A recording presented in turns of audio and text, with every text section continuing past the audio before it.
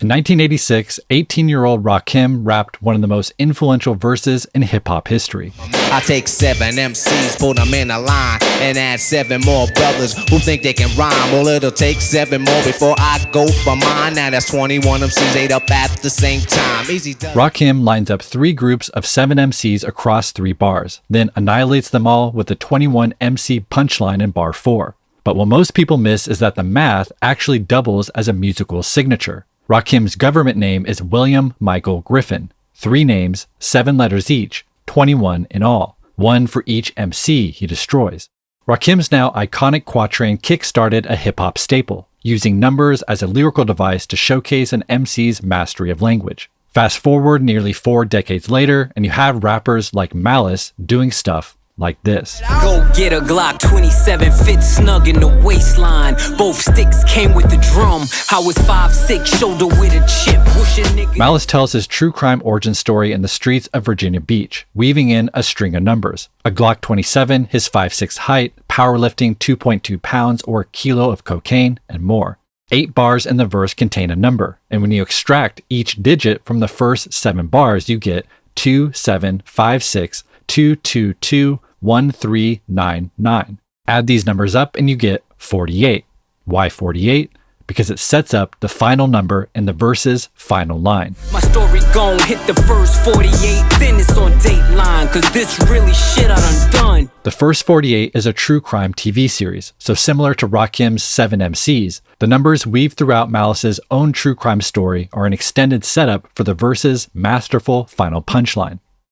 Hi, I'm Cole Cuchna, and on today's episode of Dissect, we're breaking down some of the most impressive numeric wordplay in hip-hop history, from Kendrick Lamar to Lupe Fiasco, J. Cole, J.I.D., and more. But before these modern rappers can innovate, they studied the architects like Rakim who laid the groundwork, and that story begins in the 1970s. I'm coming up and I gotta step above the rest, cause I'm choosing that ladder they call success. You say it 1, 2, 3, 4, 5, 6, 7, rap like hell, make it sound like heaven. This is Melle Mel's verse on Grandmaster Flash's Furious 5 debut single, Superrappin. Mel sets up an ascending 7 count, declaring he's a step above his competition because he's climbing the ladder of success. So the 7 count itself becomes a symbol of that upward ascension. But Rap It Like Hell, Make It Sound Like Heaven takes it one step further, as the number 7 is commonly associated with heaven, and the classic image of a stairway to heaven often features 7 steps. Like Rakim, Melle Mel was lyrically ahead of his time, because in these early days of hip-hop, the use of numbers was usually more straightforward. For instance, you had the roll call, shouting out the number of members in your crew. Introducing the crew, you gotta see to believe. We're 1, 2, 3, 4, 5 MCs. Every time we play, we break 2 needles. There's 3 of us, but we're not the Beatles. So yeah, technically there are 4 Beatles, not 3, but Run is a legend, so he gets a pass. Now, another early numerical trend was variations of the count-in, the ascending 4 count band leaders used to kick off a song. 1, and then comes the 2 to the 3 and 4. Then I drop the beat I have in store. 1, 2, 3 into the 4. Snoop Doggy Dogg and Dr. Dre is at the door. By the mid-90s, these simple 4 counts and roll calls evolved into increasingly complex numerical schemes. A watershed moment came in '96 when Jay-Z released the track 22 Twos.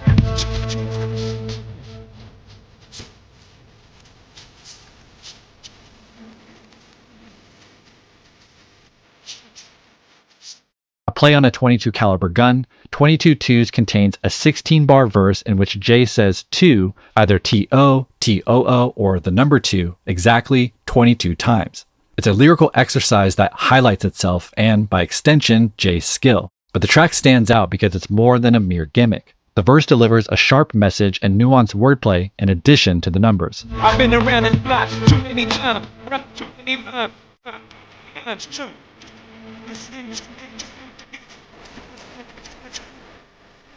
Jay says it's not too late for his community to come together, rapping that too much black and too much love equal forever. The wordplay revolves around time. Jay saying the bond his community shares is timeless, so it can never be too late. But notice how too much black and too much love can also be heard as the numbers 2, while the 4 in forever doubles as the number 4. Get it?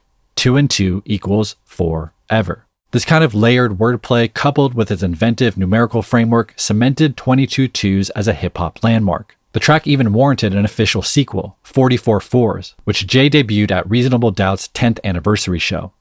Rockefeller forever, hold for life. First debut classic, first album, 4 mics. Shoulda got a fire, but niggas lack foresight. But I don't give a fuck, I ain't do it for the hype. 22 Twos was the first of a handful of numeric-based classics released in the mid to late 90s. The most well-known of this era is Biggie's 97 hit 10 Crack Commandments, which, like 22 Twos, turns the song's technical constraint into a lyrical showcase. Number 4, know you heard this before. Never get high on your own supply. Number 5, never sell no crack where you rest at. I don't care if they want an ounce, tell them bounce. Number 6, that goddamn credit, get it. 1997 also saw the release of a lesser-known but equally impressive track called Numbers by Organized Confusion. It's here Prince Poe and Pharoah Monch include a number in nearly every line. We're like 3 LPs precise from my 5 deadly venoms. We're international plugs like 9 organized emblems. Get it? 20,000 leagues extra deep. Running with the number 13 with my 40 belows upon the feet. Now Adam 12 got me in this 2020, so I'm 007 about my 411. In 1999, Yasin Bey, FKA Mos Def, upped the numeric bar with Mathematics, a track that audits America through statistics and equations to expose its many injustices against Black Americans. It's a numbers game, but shit don't add up somehow. Like I got 16 to 32 bars to rock it, but only 15% of profits. Ever seen my pockets like 69 billion in the last 20 years spent on national defense, but folks still live in fear like nearly half of America's largest cities is 1/4 black. That's why they gave Ricky Ross all the crack. 16 ounces to a pound, 20 more to a key. A 5-minute sentence here and then you no longer free. Finally, while not a full song, no list of number-based lyrics from the 90s would be complete without mentioning Foxy Brown's feature on Nas's track Affirmative Action. The verse is infamous for its technical breakdown of buying, cutting, and selling cocaine, which may or may not contain some faulty math. Keys is 1 2/5 on how we flip. 32 grams raw, chop it in half is 16. Double it times 3, we got 48, which mean a whole lot of cream. Divide the profit by 4, subtract it by 8. We back to 16, now add the other 2 that Mega bring it through. By the turn of the century, these canonical tracks had cemented math and numbers as a part of the MC's toolkit, a tradition that continues to thrive today. One of the more common practices is structuring entire verses around ascending or descending numeric sequences. 1, 2, 3. Niggas ride through the city with they scrap on. 4 niggas at the gas station on the trap phone. 5 o'clock traffic on the block, they in the mix. But the plot twist is niggas done made it out to 6. 7 in the morning off of Boulder Crescent flash shows. Put a 1 on it through the testers out at noon. 1 o'clock, fiends coming back like nigga, give me 2. PlayStation 3 serving knocks at the door. Fiends know I got Nick steady coming up with 4. 5-0-T, 575 jeans in a spot serving rocket. 3 shots of sterno, wick stuck in a bottle empty. 3 blocks to the target, we lit it and lobbed it hard as century. 4 pigs of the oinking variety, guard the market entry. 5 minutes of flames and an aim to whistle my father let me. 6 o'clock, we meet up and divvy the shells among the youngins. 7 continents and the shit and smoke like it's fucking London. This last example is LP's verse on the 2011 posse cut The Last Huzzah, where LP weaves a sequential count into a verse-long tale of staging an attack on an unnamed symbol of American capitalism. In the first half we just heard, each line begins with a number. However, after number 7, LP continues the ascending count in more creative ways. Before they ate up the funds of harmony, love was bumping. Now government issue 9s are pointed where your blood is pumping. Turn them off of these muttering zombie talker pieces. Alabama you harder than Fukushima breezes. In the end, with a dozen or so adjourn a reason, you find a verdict return corrupted in murderous seasons. With a bird of 31s and other unlucky omens. That's why I chuck 7 and 7 till I'm fucking homeless. Here LP gets especially clever with the numbers 11 through 14. He raps L'll vent on you harder than Fukushima breezes.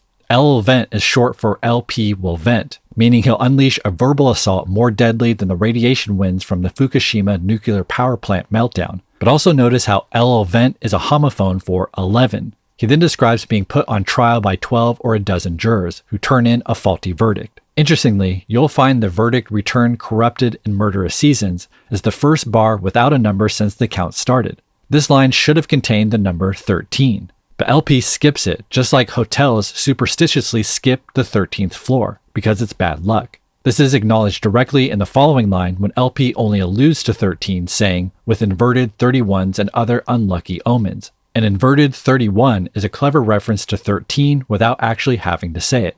LP then describes himself chugging 7 and 7s, a cocktail made with Seagram 7 whiskey and 7-Up soda. And of course, 7 and 7 equals the next number in the count, 14. In 2016, Kendrick Lamar took a somewhat similar approach to LPs with his feature on Beyoncé's Freedom. Like LP, Kendrick starts with a straightforward count, beginning each line with a number.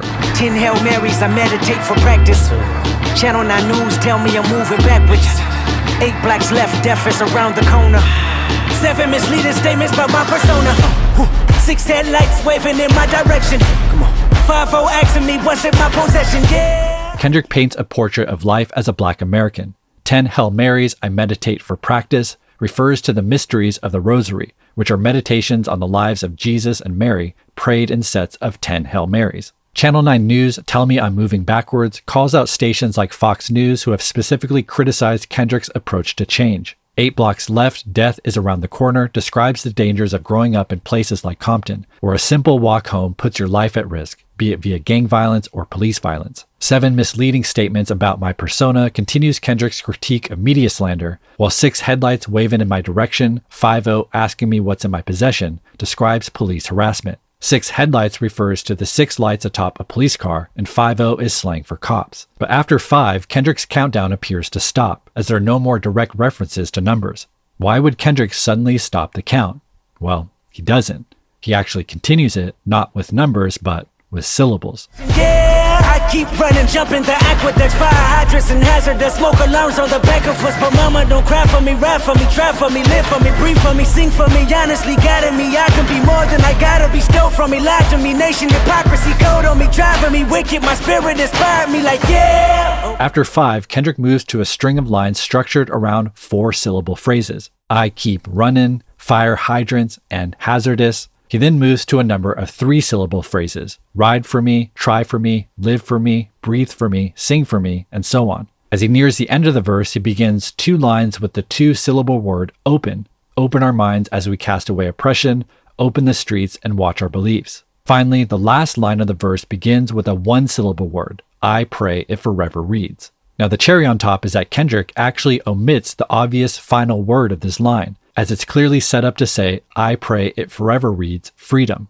We might wonder if this missing last word is Kendrick's equivalent to the number 0, his way to execute 0 syllables, completing this masterful 10-0 countdown. Like, yeah! Open correctional gates in high desert. Yeah! Open our mind as we cast away oppression. Yeah! Open the streets and watch our beliefs, and when they carve my name inside the concrete, I pray it forever reads freedom. Kendrick's clever take on a countdown reminds me of another, even more hidden count in Lupe Fiasco's feature on Kanye West Touch the Sky. It's here that Lupe conceals a 3-to-1 countdown across the entirety of his 16-bar verse. Yes, yes, yes, guess who's on third? Lupe still like Lupe in the third. The verse's first line establishes the 3 in this 3-to-1 countdown. Lupe repeats yes 3 times before asking guess who's on third, calling attention to the fact that he's on the 3rd verse of this song. Guess Who's on Third is also a reference to the classic Abbott and Costello comedy routine, Who's on First. What is the fella's name on third base? What is the fella's name on second base? I'm not asking you who's on second. Who's on first? I don't know. Third base. This baseball reference extends into the next line, Lupe steal like Lupin III. He's claiming to steal the show or a song with this spectacular verse, but it's also a play on a baseball player stealing a base. Cleverly, he refers to himself in third person, but also pronounces Lupe steal to sound like Lou base steal, strengthening the baseball motif. Meanwhile, Lupin III is a reference to the famous anime thief who steals national treasures. But notice how Lupin III also sounds like looping the third, as in rounding third base toward home plate. With the 3 firmly established here at the start of the verse, the hidden countdown continues midway through, when Lupe says this. I'm trying to stop lying like a mum rob, but I'm not lying when I'm laying on the beat. On guard, a touche, Lupe, cool as the unthaw, but I still feel possessed as a gun charge. Lupe begins this passage with a triple entendre. I'm trying to stop lying like I'm mum ra. The surface meaning is that Lupe is trying to stop lying or be more honest. But he expresses this with wordplay based on the 80s cartoon Thundercats, which featured a hero named Lion-O and a villain named Mum-Ra. So lying is also a homophone for lion, as in Lion-O, whom Mum-Ra attempts to stop. The third layer is a deep cut for Thundercat fans, because they'd know that Mum-Ra literally spent most of his time lying in a sarcophagus. Lupe then continues, but I'm not lying when I'm lying on the beat, on guard. Lupe only speaks facts when lying or rapping on a track. On guard is used as a homophone for on God, an expression that means you're not lying. On guard itself is a French phrase used in fencing, said before engaging in a match. This leads to Lupe saying touché, another French term that has its origins in fencing, used to concede that your opponent struck you. But touché also contains a homophone for the number 2, and Lupe even holds up 2 fingers in the music video to ensure we caught the wordplay. Now, with the 3 established at the start of the verse, the 2 concealed midway, the countdown is then completed at its end, when Lupe says this. So, I represent the first, now let me end my verse right where the horns are like, The first in So I Represent the First completes the verse-long 3-to-1 countdown. But notice how short this line is compared to the others. That's because he should have said, I represent the 1st and the 15th, the name of Lupe's independent record label. Why not say 15th? Well, he didn't have to, because this just so happens to be the 15th bar of his verse. Now, the long play 3-2-1 countdown is a clever novelty, but there's actually a thematic reason Lupe did it, because the song Touch the Sky is all about touching the sky. And in the music video, that happens via a rocket ship. And what happens just before a rocket blasts into the sky? A 3-2-1 countdown. Sky high, I'm sky high, I'm sky high. Now, outside of ascending or descending counts, another common use of numbers in rap lyrics is referencing athletes by their jersey numbers, like when Big Sean rapped this in 2017. If I lose one, I bounce back like 2-3 did with 4-5. Seen courtrooms and court size ain't too. When Michael Jordan came back from his first retirement in 1995, he switched from the number 23 to 45. Big Sean recognizes the ascending 2, 3, 4, 5 in these jersey numbers, so he begins the bar saying, when I lose one, completing a concise 1 to 5 sequence in a single bar. Rapper J.I.D. executes a somewhat similar flip in his song Lisa, where he plays off the classic mic check 1-2 to kick off an extended Michael Jordan reference. 1, 2, 1. 2, 1, 2 before 3 like 2-3 when in his third and 9-2 that 9-3 season. Crowned a new king, the kid came and proceeded. No. Here, that 9-2, 9-3 season nods to the year the Bulls completed their first championship three-peat, cementing Jordan as the new king. So the previous 1-2 before 3 nods not only to the first and second championships before winning his third in 93, but also to the years that they were won, 91 and 92. But also notice how 1 is a homophone for one, as in he won 2 championships before winning 3. Even more impressive is the fact that if you add these numbers up, 1 plus 2 plus 1 plus 2 plus 3, you get 9, completing the 9-1, 9-2, 9-3 championship years. Equally impressive is Vince Staples' feature on Earl Sweatshirt's record, The Caliphate, where the Long Beach native plays with the jersey numbers of Lakers legend Kobe Bryant. You know me. Glock 32, I shoot like both the Kobe's. Pop it when I'm lonely. At the Sam's, throwing 20s on her back like she Ginobili. You fucking on the homies. Vince begins, Glock 32, I shoot like both the Kobe's, playing on both basketball shots and gunshots. Along with citing a specific model of a Glock, 32 is what you get when you add the 2 jersey numbers Kobe Bryant wore, 24 and 8, hence both Kobe's. The basketball gun analogy continues, Pop It When I'm Lonely, with Pop here referencing a gunshot and the nickname of Greg Popovich, legendary coach of the San Antonio Spurs. Thus we get the next line, at the Sam's, throwing 20s on her back like she Ginobili. Sam's Hofbrau is a strip club in LA, so Vince is describing throwing $20 bills while getting a lap dance. The 20s fall on her back, the same place Spurs player Manu Ginobili wore the number 20 on his jersey. Adding a layer to the scheme is the fact that Kobe and Ginobili were on-court rivals during the early 2000s, when both the Lakers and the Popovich-led Spurs were the top teams in the Western Conference. Now, a few years after Vince Staples' Kobe flip, another LA native, Kendrick Lamar, paid tribute to Kobe with incredibly nuanced wordplay in 2024's Peekaboo. Peekaboo, I just put them bookers in my chain. Peekaboo, 80 pointers like a Kobe game. Peekaboo, 7.62s I make them playing. Peekaboo, popping out. Kendrick begins with a reference to his diamond chain or necklace. A pointer refers to 1/100th of a carat, so 80 pointers is first a nod to the 80-carat diamonds that comprise Kendrick's chain, but it also doubles as a reference to Kobe Bryant's famous 81-point game against the Toronto Raptors, Drake's hometown team. Released in the aftermath of Kendrick and Drake's historic battle, this line likens Kendrick's defeat of Drake to Kobe's 81-point domination of the Raptors. Indeed, like Kobe, Kendrick kills his competition, hence the next line referring to 7.62s, the standard ammunition in an AK-47. However, 7.62 also doubles as an incredibly clever extension of Kobe's 81-point game, because if you check his full stat line for that game, you'll find that Kobe logged exactly 7 threes, 6 assists, and 2 rebounds. 7.62. Now, this type of elite lyrical layering can also be found in J. Cole's 2021 track, The Climbback, where Cole packs 6 bars with so many references and entendres, you might not even catch the tribute to Kobe Bryant. To the left of that decimal, I need 7 figures to play the joint. Turn up your decibels, peep how I decimate a joint. Check out my projects like them workers that section 8 points, and you'll see how I flip like exclamation points. My niggas shoot first as if they never played the point. More 2 guards, enough straps to fill for U-Hauls. More depth. J. Cole begins, to the left of that decimal, I need 7 figures to play the joint. 7 figures to the left of the decimal means $1 million, Cole's asking price to perform.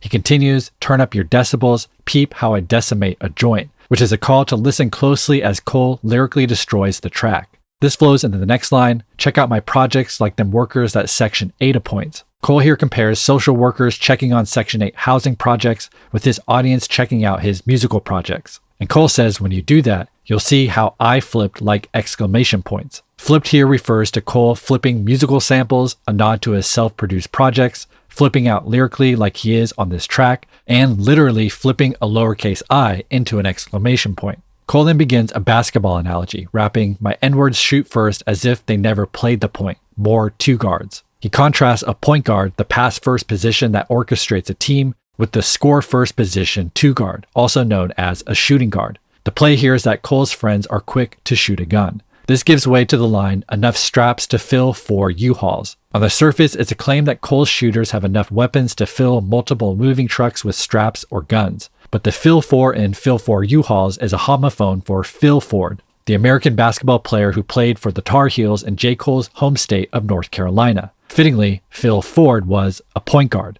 Now, looking back at this entire sequence, we can see that 4 out of the 6 lines include a number. There's 7 figures, Section 8, 2 guards, and 4 U-Hauls. And this is where things get really good. Working backwards, we find that if we combine the 2 and 4 in the basketball analogy, we get 24, the number Kobe Bryant wore in the second half of his career. Just 6 months prior to this song's release, Bryant tragically died in a helicopter crash, so the nod here feels like an appropriate homage. And of course, Kobe was a shooting guard, tying perfectly into the line's 2 guard motif. This revelation clues us into the meaning behind the 8 in Section 8, as Kobe wore the number 8 in the first half of his career. And when we combine the 8 with the 7 decimals from the opening line, we get 78, a nod to the year Kobe Bryant was born, 1978. Amazingly, in this 6-line passage, Cole incorporates 4 numbers that symbolize Kobe's birth year, both jersey numbers he wore, and the position he played. Now, my final example in today's episode is what I believe to be the holy grail of numerical wordplay and rap lyrics, Kendrick Lamar's feature verse on Pusha T's 2013 track, Nosetalgia. The song's title is a portmanteau of the words nose and nostalgia, which succinctly captures the song's central theme, how the nostalgia of Pusha T's and Kendrick's childhoods are inseparable from their memories of cocaine. For Push, it was dealing. And for Kendrick, it was witnessing his father dealing. Quantum physics could never show you the world I was in when I was 10. Back when 9 ounces had got you 10. And 9 times out of 10, niggas don't pay attention. And when there's tension in the air, 9s come with extensions. My daddy don't. Kendrick begins citing quantum physics, the science that explains the behavior of matter and energy using highly complex mathematics. We should therefore expect Kendrick's equation to be highly complex too, as he follows this with a sequence of lines using the numbers 9 and 10. He raps, when I was 10, back when 9 ounces had got you 10, and 9 times out of 10, N-words don't pay attention, and when there's tension in the air, 9s come with extensions. Kendrick here uses exactly 3 9s and 6 10s. 3 9s equals 27, and 6 10s equals 60. Add 27 and 60 together and we get 87. Why 87? Well, he reveals why directly in the verse. So, nigga, I was born in 87, my granddaddy a legend. Now the same shit that y'all was smoking is my profession. Let's get it. In a song about childhood and nostalgia, it's only fitting that Kendrick shouts out his birth year. And this seems to be the reason why Kendrick specifically chose 9s and 10s, because 9 and 10 equals 19, which when combined with the sum of the numbers we just calculated, remarkably completes the birth year in full, 1987.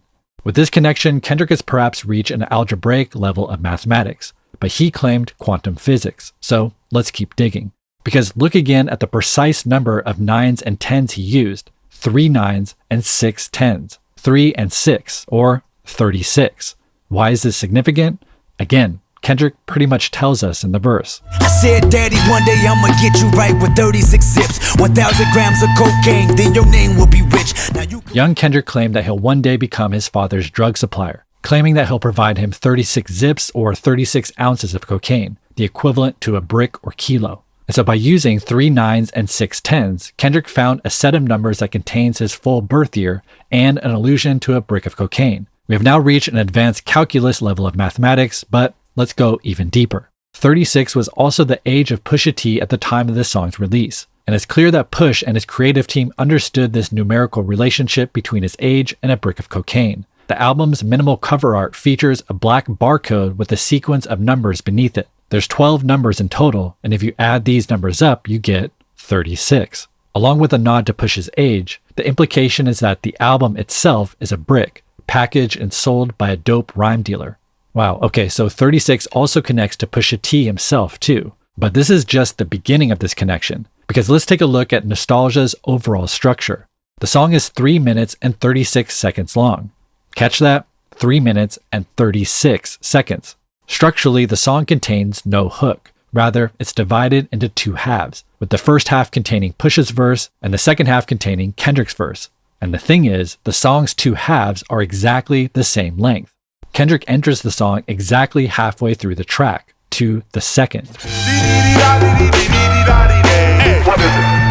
You wanna see a dead body?